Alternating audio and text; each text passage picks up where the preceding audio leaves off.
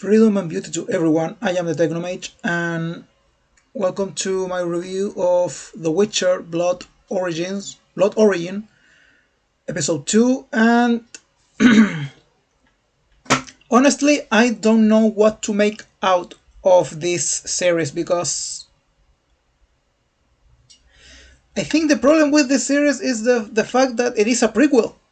Because we are supposed to recognize elements of the Witcher universe in here. I mean, after their successful first season and then the not so successful second season. And I think they they want to leave Easter eggs or something, but you can't because this series is a prequel. They are events that happened centuries before the main story. So anyway, in terms of story development, not a lot happened because I mean this series is a mini series. It's just 4 episodes long, and and we are already at episode 2, and we are just done introducing all the characters. I think they have introduced all the important characters that will develop the story in the last 2 episodes.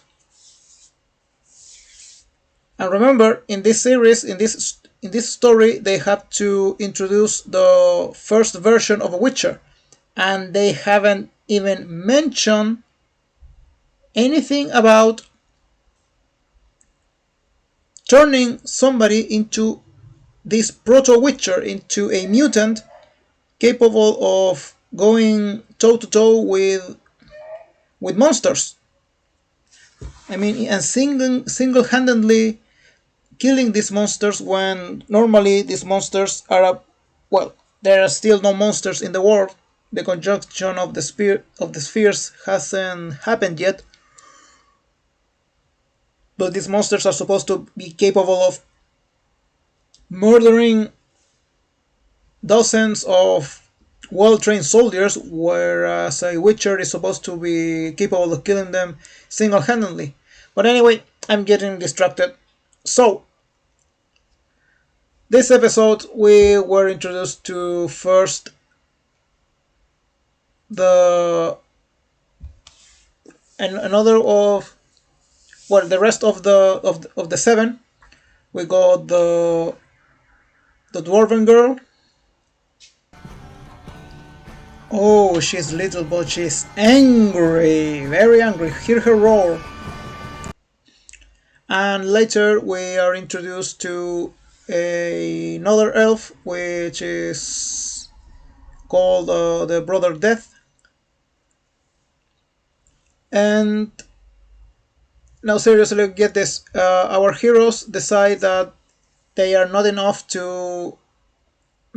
our first 3 heroes, Fionn, Ayla, and Cian, decides that they are not enough, and then they need to hire sellswords to be able to carry out their assassination plan, and they decide to rob a bank.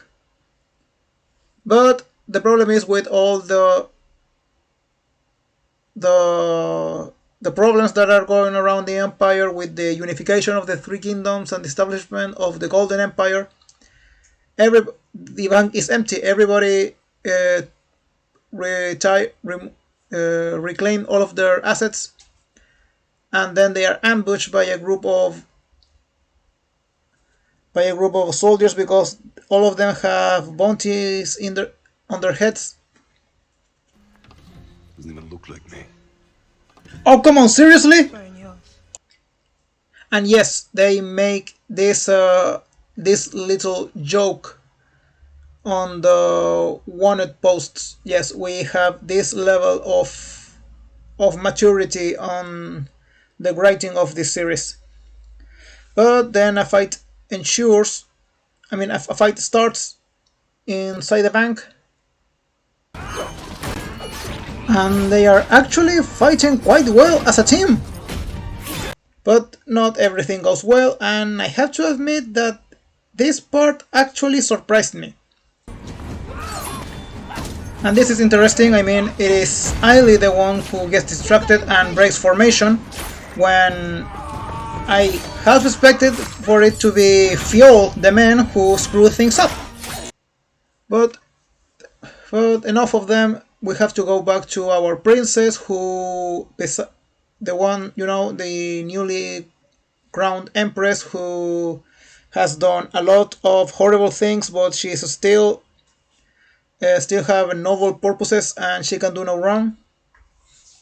She decides to go alone into the city and get a feeling of her subjects, and she encounters Captain Eredin on the streets. Oh, come on, seriously, he didn't notice her? He was looking another way on purpose. And get this, she is following him, and this incredibly intelligent woman is following him right behind him without covering her face. Absolute genius. But anyway, we discover something about Eredin. You fucked me. Oh, I'm sure he did. The only one I told of the arrest. This is your replay?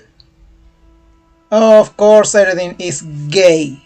Gay, gay, gay, gay, gay.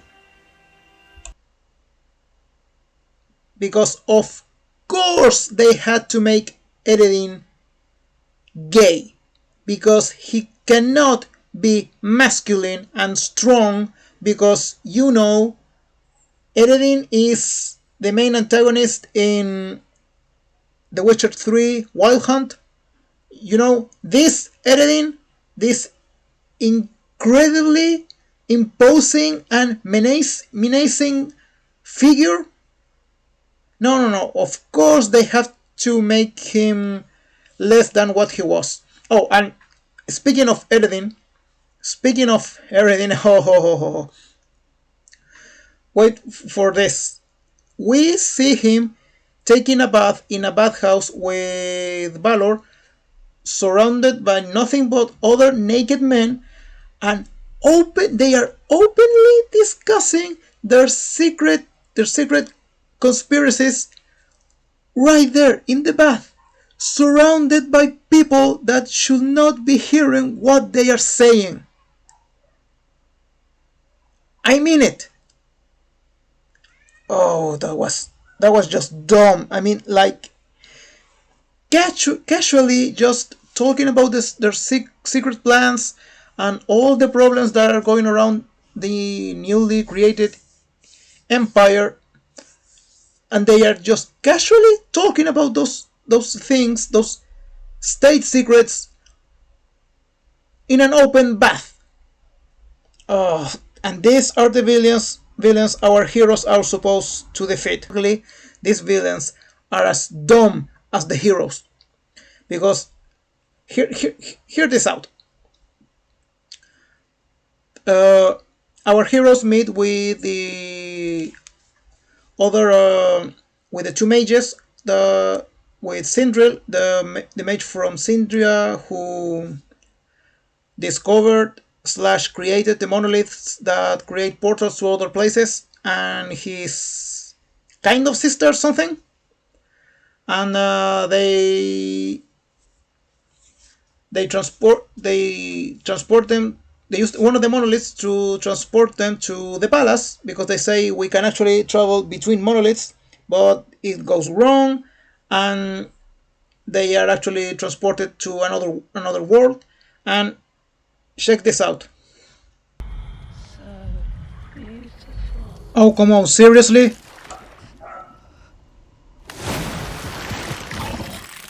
You deserve it, you imbecile. Our heroine has the genius idea of sticking her hand in like a complete idiot into something that she has absolutely no idea what it is, because they are in another dimension, so it is impossible for her to have her encounter this thing, this creature, and she, like an absolute idiot, she goes there and tries to touch it, and then she almost gets devoured by this monster. Oh, our heroine.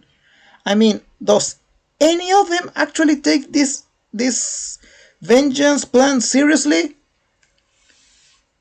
And honestly, I don't think even the writers are taking the story of this series seriously, because the series only has four episodes. We are already halfway through, so in the next 2 episodes we have to have all the character development and all the plot development in 2 episodes. This is going to be fun. Anyway, this is the Technomage signing off. Thank you for watching. I will see you in the next video. Goodbye.